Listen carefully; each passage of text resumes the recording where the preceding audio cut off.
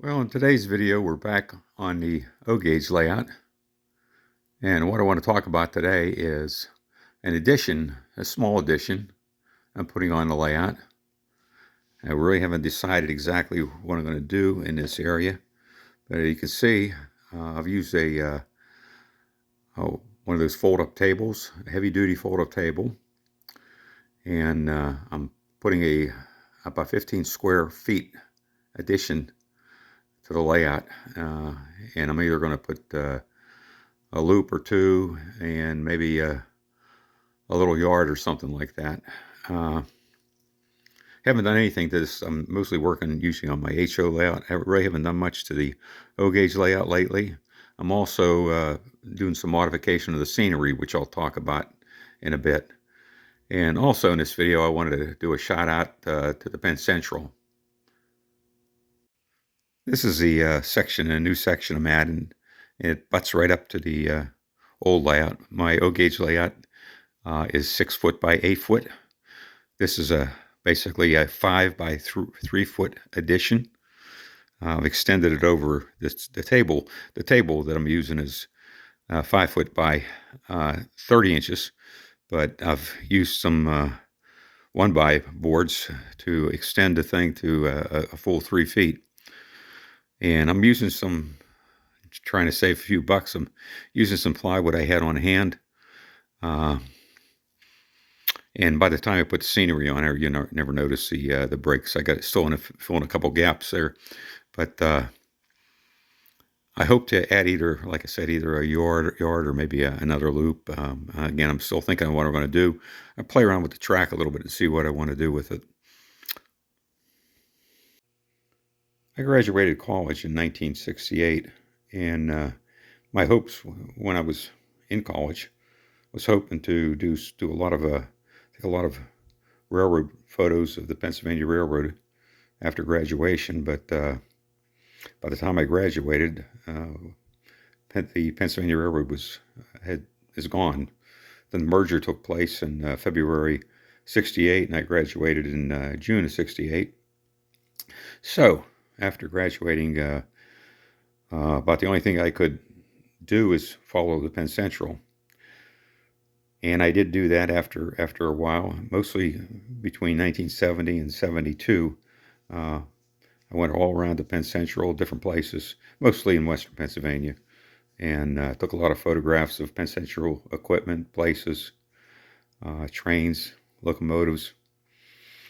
And it was a good time. I enjoyed doing it back then. But anyway, oddly enough, Lionel doesn't produce too many things with Penn Central on it, and I think I have most of them. But here's a GP7, Penn Central GP7 that I got years and years ago, back in the 70s. And I think I got most of the Penn Central box cars, several cabooses. And a Penn Central GG1 over there. So we'll run that in a minute.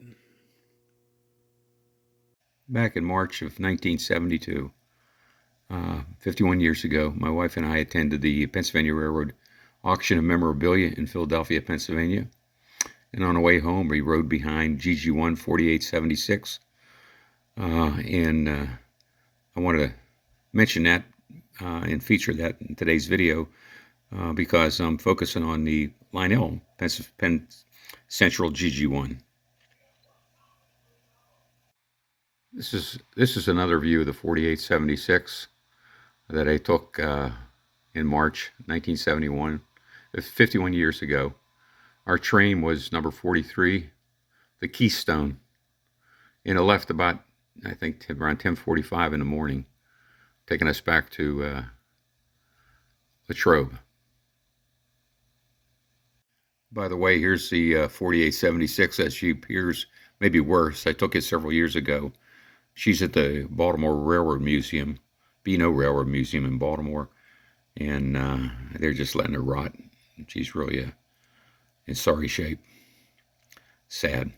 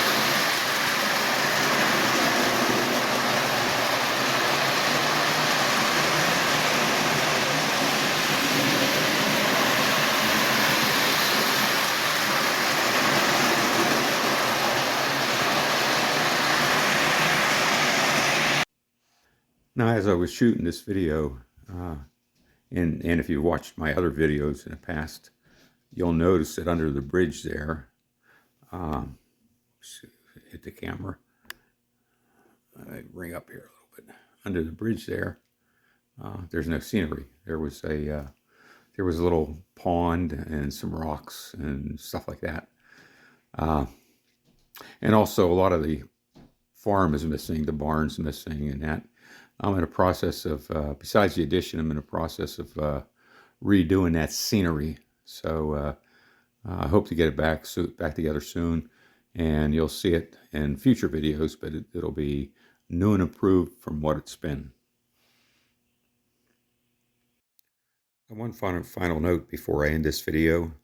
In my Penn Central train, basically I got the Penn Central GG1 pulling it, and then at the end, a series of Penn Central boxcars and a Penn Central caboose. But there's 3 cars in the front here that are not Penn Central, and there's a reason. We got the Pennsylvania Railroad boxcar and New York Central boxcar, because they're the 2 railroads that merged to make the Penn Central. And then this first car is just a flat car with 2 1968 Shelby Mustangs.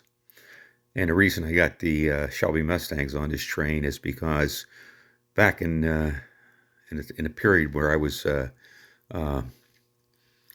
photographing Penn Central trains, that's what I had. My car was a 1968 Shelby Mustang GT 500 KR, which I bought new, and I used that car to go around and photograph these trains. So just about every place I went to photograph trains, I had my Shelby with me.